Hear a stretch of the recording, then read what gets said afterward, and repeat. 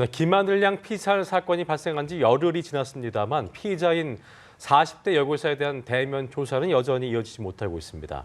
계획 범죄 정황 증거를 확보한 전담 수사팀이 구체적인 범행 동기를 밝히는 데 주력할 방침인데요. 네, 또 최근 금값이 연일 치솟고 있는 가운데 전국 곳곳의 금은방에서 절도 사건이 기승을 부려 귀금속 상인들의 불안감이 높아지고 있습니다. 네. 관련 소식들 박주희 변호사와 함께 알아보겠습니다. 어서 오세요. 어서 오십시오. 자, 김하늘 양을 살해한 혐의를 받는 40대 여교사, 현재 치료 중인 것으로 전해지면서 사건 발생 열흘이 넘었음에도 아직까지 대면 조사는 이루어지지 못하고 있습니다.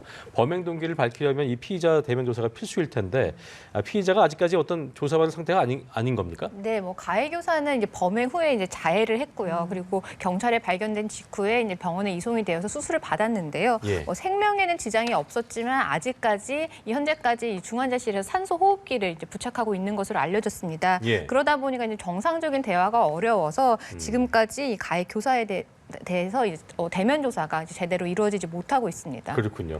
일단 피의자 대면 조사가 어려운 상태이다 보니까 경찰이 우선적으로 주변 인물에 대한 수사를 진행 중이라고 하는데 주변 인물 수사에서는 어떤 점에 좀 집중하게 되는 겁니까?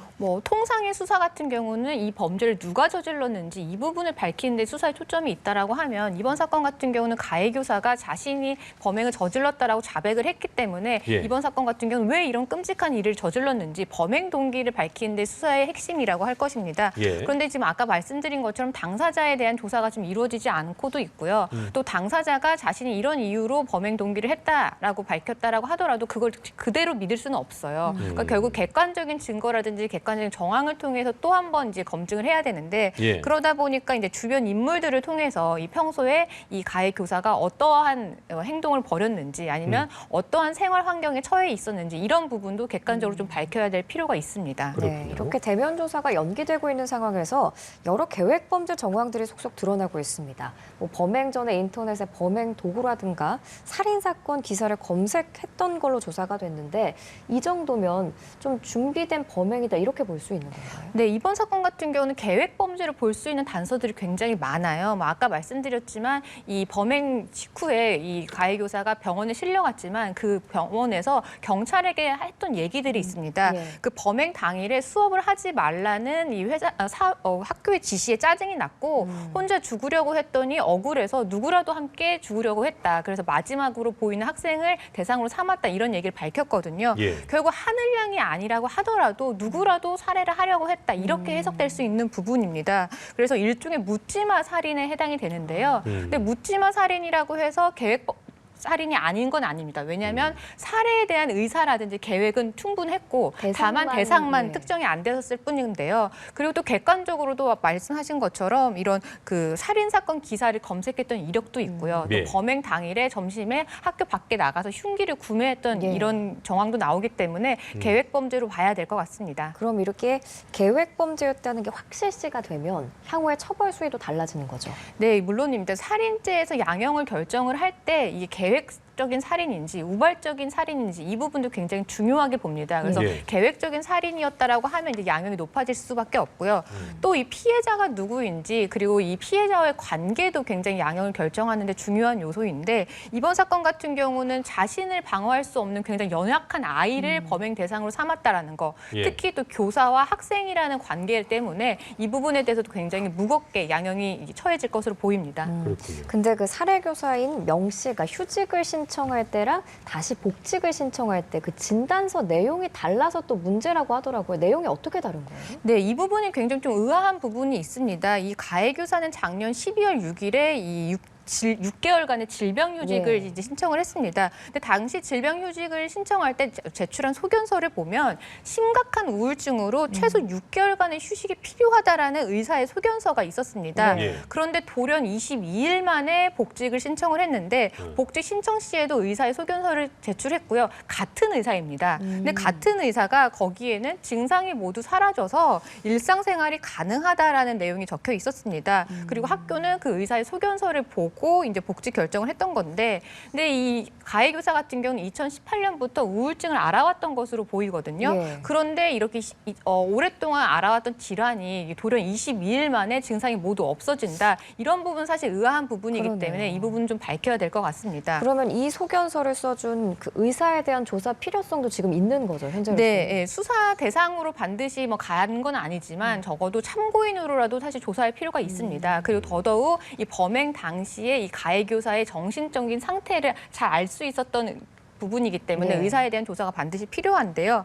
그래서 뭐 의사가 이렇게 22일 만에 일상생활이 가능하다라고 소견서를 낸 이유가 무엇인지 이 부분을 좀 밝혀야 될 것 같습니다. 그래서 과실로 의사가 잘못 진단한 것인지 아니면 모종의 이유로 그러한 사실이 아님에도 그러한 상황이 아님에도 그 정상적인 생활이 가능하다라는 이 소견서를 써준 것인지 이런 부분을 좀 밝혀야 되는데 예. 만약에 뭐 후자라면, 그러니까 모종의 이유로 사실상은 다른 소견서를 제출했다라고 하면 허위 진단서 작성죄도 사실 의율해볼 필요도 있어요. 근데 다만 이게 과연 수사 상황에서 이 허위 진단서 작성죄를 밝힐 수 있을까 이 부분은 좀 의문입니다. 왜냐하면 굉장히 밝히기가 어렵거든요. 예. 왜냐하면 허위 진단서 작성죄가 되려면 의사는 이게 허위라는 걸 알면서 본인이 거짓으로 이 진단서를 작성을 해야 되는데 의사가 당시에 내가 진료를 봤을 때는 그러한 상황이었었다. 이렇게 사실 주장을 한다라고 하면 사실 고의성 입증이 사실은 좀 어려울 수는 그러네요. 있죠.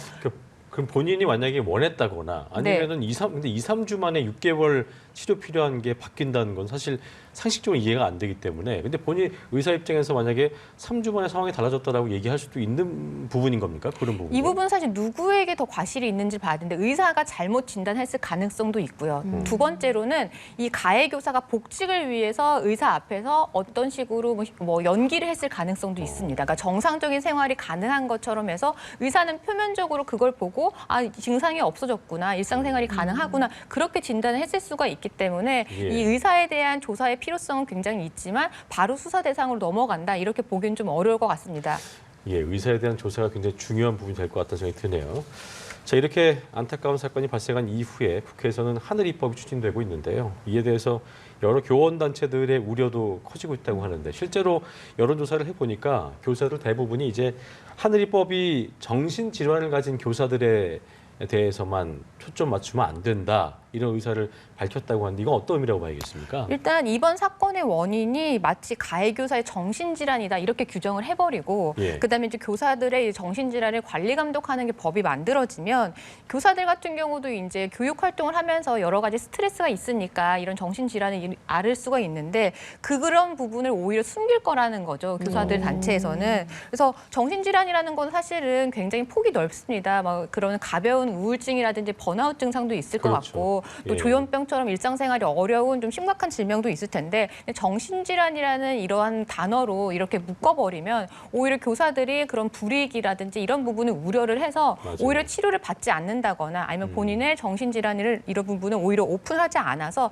오히려 교육 활동에 있어 더 지장을 받을 거다 이런 부분 좀 우려를 하고 있습니다. 그래서 교사 단체에서는 예. 이번 사건 같은 경우는 정신질환이 이게 핵심이 아니라 며칠 전부터 범행 며칠 전부터 이런 폭력적인 전조 증상을 보였음에도 불구하고 긴급 분리 조치를 한다라든지 아니면 학교에서 출근하지 말라는 이러한 조치를 하지 못한다는 이런 적극적으로 대응하지 못한 것에 이런 구조적인 문제가 있는 거 아니냐 이렇게 이야기를 하고 있습니다. 예, 또 그 주기적인 정신 건강 검사를 하는 방안 등도 논의가 되고 있는데 이에 대한 반대 의견이 87.9%예요. 예. 그러니까 상당수가 반대한다는 건데 그럼 이 반대하는 이유는 좀 전에 말씀하신 것처럼 솔직한 증상을 표현하지 않을 가능성이 크기 때문인 건가요? 네, 이 역시 마찬가지입니다. 막 교사의 정신 상태를 계속 주기적으로 검사를 해서 예. 그러면 결국에는 뭔가 위험군을 분류를 한다라는 예. 거잖아요. 관리를 한다라는 건데 그렇게 되면 교사들도 검사를 할 때 솔직하게 답변하지 않을 가능성이 있다라는 거죠. 근데 신체 질환 같은 경우는 이제 객관적인 데이터라든지 수치를 보고서 사실 여기 진단이 가능한데 정신적인 부분 같은 경우는 사실은 환자의 이 솔직한 이런 진술이 굉장히 네. 중요하거든요. 그런데 뭔가 분류가 되어서 이 부분에 대해서 관리 대상이 된다라고 하면 오히려 교사들이 이런 정신 상태를 검사를 하는 데 있어서 오히려 막 긍정적으로만 답변을 하거나 오히려 상황과 다르게 답변을 할 가능성이 있어서 실효성이 없다라는 부분에 대해서 우려를 하고 있는 것 같습니다. 그렇군요.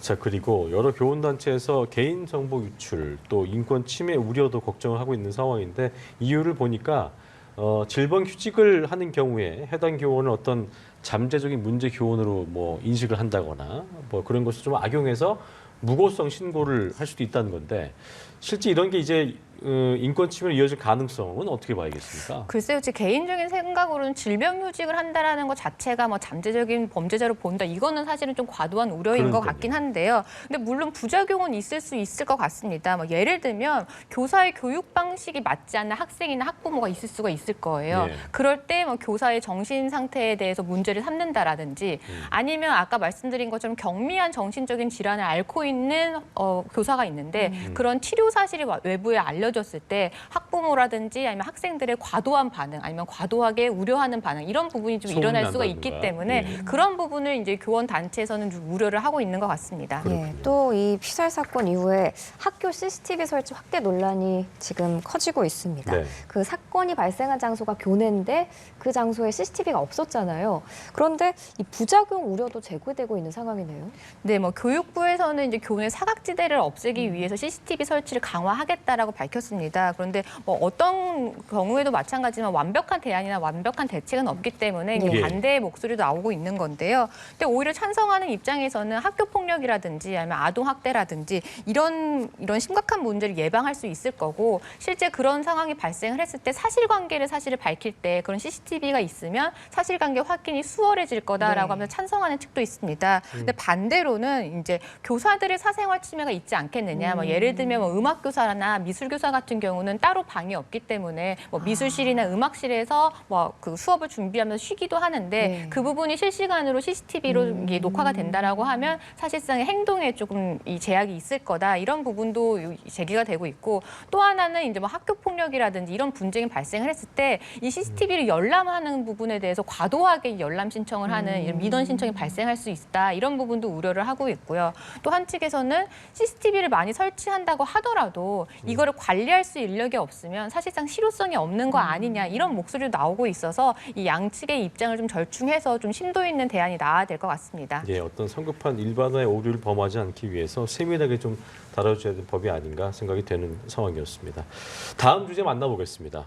최근에 금값이 청정부지로 올랐습니다. 골드바도 판매가 중단된 상황인데 상황이 이렇다 보니까 귀금속 상인들의 한숨이 날로 커지고 있다고 하는데 어떤 얘기입니까? 네, 뭐 최근에 금 한 돈이 거의 60만 원까지 갔거든요. 네. 그래서 1년 만에 거의 50% 정도 이제 올랐다라고 하는데요. 그러다 보니까 전국에서 이 금은방 절도가 지금 기승을 부리고 있습니다. 지난 9일에는요, 창원에서 한 40대 남성이 3천만 원 상당의 금목걸이를 훔쳐 달아나는 일도 발생을 했고요. 예. 또 지난달 20일 부산에서는 20대 남성이 180만 원 상당의 금목걸이를 훔쳐 달아나는 일도 발생을 했습니다. 그러니까 전국적으로 계속 이런 절도 사건이 발생을 하고 있는데 또 반면에 또 금값이 너무 오르다 보니까 또 손님들은 또 줄어든다고 해요. 그러다 보니까 이제 소매상들 이런 금은방을 운영하는 상인들 같은 경우는 지금 너무 힘들다 이런 목소리가 나오고 있는 겁니다. 그렇군요. 예, 특히 손님인 척하면서 기습적으로 절도를 하는 사례가 많아지고 있다고 하는데